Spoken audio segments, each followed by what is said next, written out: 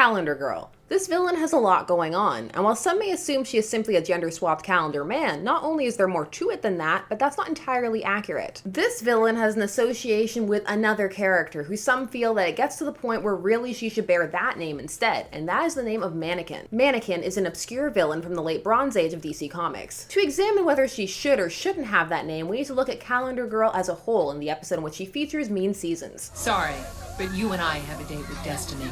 I'm Sasha, this is Casually Comics. Let's compare, contrast some of my favorite things. Mean Seasons was the 9th episode of the new Batman Adventures, which was a continuation of Batman TAS, but is often included as one entity when they collect the series, since it is part of the same continuity and timeline. And many just consider it another season of the original animated series, despite the change in art style and the little jump forward in time. This episode first aired April 25th, 1998. It was written by Hilary J. Bader, based off of a story by Rich Fogel, which, as we'll get into, is heavily inspired by Detective Comics 506 and 507. It was directed by Hiroyuki Oyama. This episode is very pointed. It has clear messaging right from the start. This little spring ensemble, modeled appropriately by April, is part of the Donna Day Crazy Kids collection. This episode is about ageism, specifically as it interacts with those who tie female value to beauty, which is also heavily wrapped up in youth. Please, I'm too young to die. Honey, you're never too thin and you're never too young. Now, of course, there are also beauty standards for men, other groups. It varies based on location, all kinds of things, but right now we're talking about the Western world and generalities surrounding female beauty. This episode uses the entertainment industry as its focus, and a former model/actress as its villain, in the form of Paige Monroe, whose name seems to be a fusion of two different icons, Marilyn Monroe and Betty Page. Those women also had more to them than their looks, but that was also something they had to focus on and cultivate, and is something they are known for. Now, could this be a passing reference, but with how pointed so many things in this episode are, it's likely there's a bit more to it than that. It's something that one is meant to think about. Paige Monroe. Her face was just about everywhere for a few years. There are just lots of things like that in this episode, little details, like how the voice actress for the character Celia Ward was at that time campaigning against ageism in Hollywood. The plot of this episode surrounds Paige Monroe, or Calendar Girl, rounding up those who did her wrong, those who she feels ended her career and hence her life. They also seemingly indirectly did something to her face. Dropped out of sight, but there were rumors. You know, the surgeon nipped when he should have tucked. Why the character is called Calendar Girl is linked to how she perpetrates her crimes. The calling card that she leaves behind the form of a calendar. So what does it mean? It means this Calendar Girl's days are numbered. On top of that, she has themed gadgets around certain holidays when she's grabbing her victims. She also, for some reason, has shirtless Chippendale-style henchmen, cause she can. I guess it's always the occasion for that. They're also her hype men. Another season, another reason for making trouble. You know who also has this going on time of recording? Punchline, who has a bunch of shirtless cowboys called the Nasty Boys, who some feel are modeled off of Orville Peck. It's just a thing that happens sometimes. I wonder if those henchmen get cold, just like all henchmen. Depending upon who they're working for, sometimes the outfits are very impractical. The confidence and the style keep them all warm, but that is neither here nor there. For many, this calendar motif seems to place Paige in the space of occupying Calendar Man's spot in the DCAU. Calendar Man debuted in Detective Comics 259 in 1958, during the Silver Age, and initially wore different costumes based on the date, or later had big calendars on his shoulders. He would commit crimes based on the holiday, or season, or whatever he was working through at that time. As he went on, he would be redefined and eventually reimagined in Batman The Long Halloween in 1996 through 1997. It was a maxi series, and that tends to be the version people refer to time of recording, although you will see flashbacks to the Silver Age version. So some may assume that Paige Monroe is that idea but given a specific focus, and a female slant, which may be part of the case, but it's where that focus is coming from that's interesting. And it's where that question arises as to whether or not she should bear another name. Because the themes for Paige Monroe, or Calendar Girl, seem to have been taken from Detective Comics 506 and 507 from the year 1981. The stories Who Dies for the Mannikin and Dressed to Die. Both stories were written by Gerry Conway, with art by Don Newton. The first issue inked by Steve Mitchell, the second by Dan Adkins. Colors on both by Adrian Roy. The story opens 10 months ago with Batman saving a woman from a burning car. She's badly injured and her face and body are so hurt that people, including Batman, gasp when they see her. God, her body, her face. Cover her up, Batman, please. Batman notes that while he did save her, because of the extent of her injuries, her ordeal has just begun. He also has some suspicions confirmed that this was not an accident. A bomb was placed on her car. Somebody did this to her on purpose. Which brings us to the present. Now, the villain in this story is more villain of the week or villain of the month, set against the backdrop of what's going on with Batman in the overall series, which is that there's a political race. It's for the mayor of Gotham, and of course, one person is campaigning to get rid of Batman, as you do. But they do tie all of this together well, in that the way they hop between these plots, it feels natural. Second brutal murder of a fashion designer in the past week. Police remain baffled. Whatever is the city coming to? Petty politicians and maniacal murderers. Batman first encounters the Mannikin at Studio 52. I guess he couldn't get into Studio 54. This issue is full of little references like that, things that are just a little off, and if you know what they're referring to, you'll know what the actual location or person is meant to be. For example, the fashion designer that is about to be attacked is Kevin Kline. Bruce instantly notes that there's something off with one of the women at the club, and it turns out that indeed this is some kind of villain who has strength and he needs to hop in, even though he knows that it's against its image, but based on what's going on, he has no choice. She's able to snap a man's neck with her bare hands. Welcome to DC's Neck Snap Club. It's because of the suit that she's wearing. It gives her extra strength. Upon finding the opportunity to follow her and change into Batman, we get to see the full ensemble. Good lord, you have no face. A mannequin does not need a face, Batman. And that is what I am. A mannequin. Must be some kind of costume. Gold-plated, articulated with servo motors. This is no costume, Batman.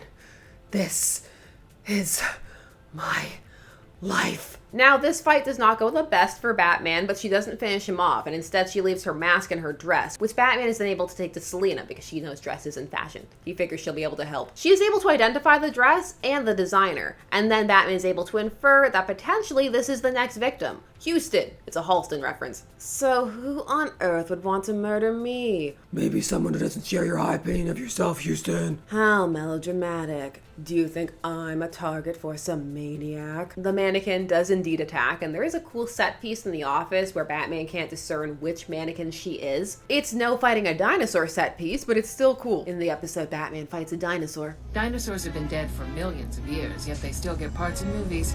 It hardly seems fair. It's no use, Batman. I never wanted to hurt you. It's the mannequin. She's here in this room. Now, you've doomed yourself.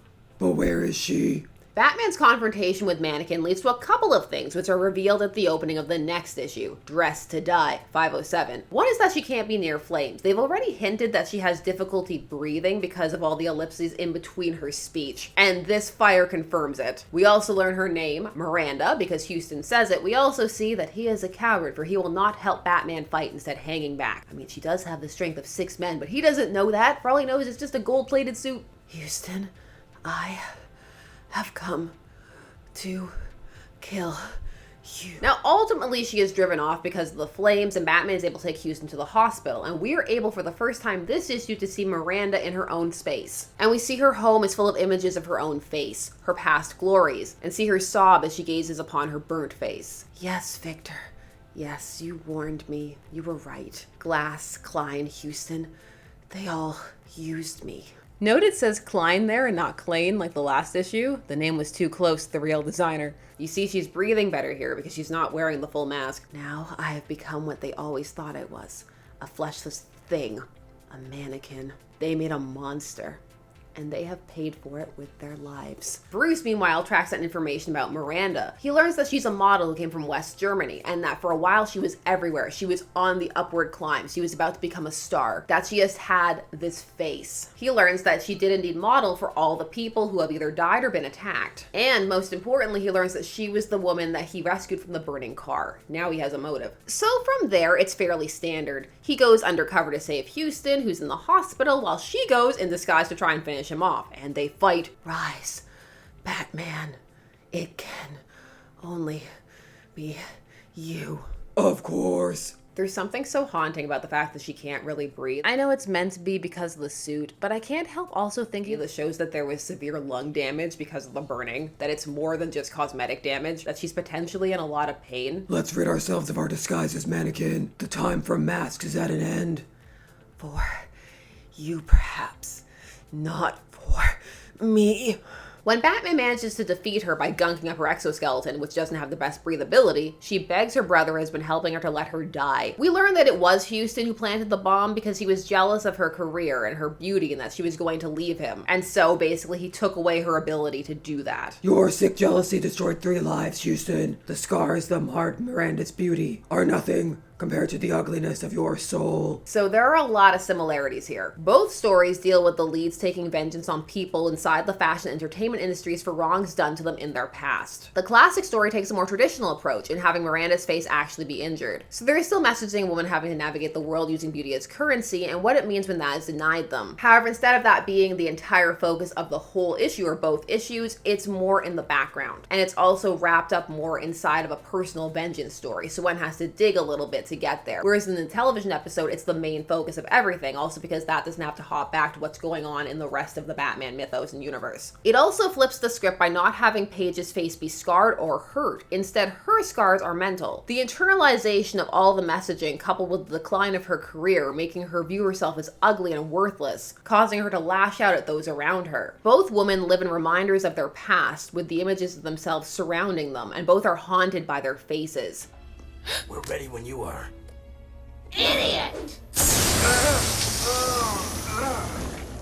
No one is allowed to see my face. No one! Both of these stories have sequences of the villain staring forlornly at themselves in the mirror as they contemplate how their decline has forced them into their actions. They both also don't want to be seen. Both women were once powerhouses who were everywhere until suddenly it all ended. It was taken from them by different means for different reasons, but it was taken. Both of these stories also have references that feel relevant and topical to their times, but come across as a tad dated, but they make sense inside their spaces. Mean Seasons feels like a retelling slash remix of Who Dies for the Mannikin and Dressed to Die. Even the monochromatic outfits of Calendar Girl bear some resemblance thanks to that singular color and skin-tight structure to the gold strength-enhancing suit that Mannikin wore. There's also that nice addition that she's changing the colors and working her way up to black so it looks like the Grim Reaper by the end of the episode, but it also feels very fashionable and chic, like she still can't help it. There's also the blank face of the suit, which is reminiscent of the blank mask that Calendar Girl wears. Or even when she's wearing the full synthetic latex mask, it still bears a blank expression. Is all of this enough to justify Paige being named Mannikin rather than Calendar Girl? In the Detective Comics story, Miranda has that name because she's named herself after her job. Models were at points in history called mannequins. And while thematically it would have worked with some of the theming for the episode because she would have been equating herself to an object, that wasn't fully what the theming of Mean Seasons was going for. Also, by the 90s, the terminology of mannequin for model wasn't as widely used. Calendar Girl as a name allows them to stay in keeping with the motif of time that is running through everything, and allows them to add some fun imagery to the crimes and costume. Mannikin is arguably the cooler name,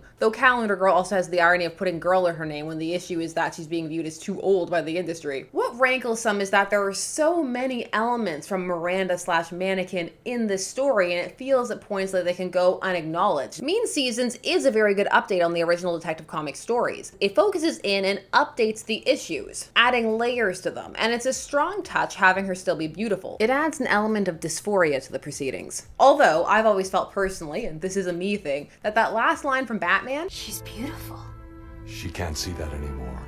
All she sees are the flaws. that should have been cut right after the she can't see that anymore. That it would have been stronger. Let the audience fill in the rest. The flaw line could lend credence to the idea that there were things she needed to fix, when I doubt that was the intent. Batman the Animated Series tended to mine a decent amount from the Bronze Age, although, and this is just an animated series things in general, it doesn't always mention where they're pulling from. It's one of those things sometimes where if you know, you know. Personally, I wish they would mention it if they do pull directly, not only because then it would be able to be seen that they are, but then you can go and check the things out and compare and contrast, and that's interesting and fun. It also then drives people back to the comics, the source. Although, some may argue that all of this is an instance of parallel thought, that if one is working with these themes, it's not hard to pull some of these things together. So in conclusion, while this character takes a large chunk of her theming from those issues from Detective Comics and the Mannikin character, the name Calendar Girl works better in the context of the episode. Although it's still not the strongest name overall. What do you think? Do you disagree? She's more calendar than Mannikin. Do you have another name in mind? What do you think of the episode? What do you think of the original story? Your thoughts, I'd love to hear them. Please leave them down below. While you're down there, please do all the YouTube things. Like, share, comment, subscribe, hit that bell notification so that you never miss a vid. Thanks so much for taking the time today to spend discussing comics with me. I always appreciate it, and I will see you again soon. Bye-bye.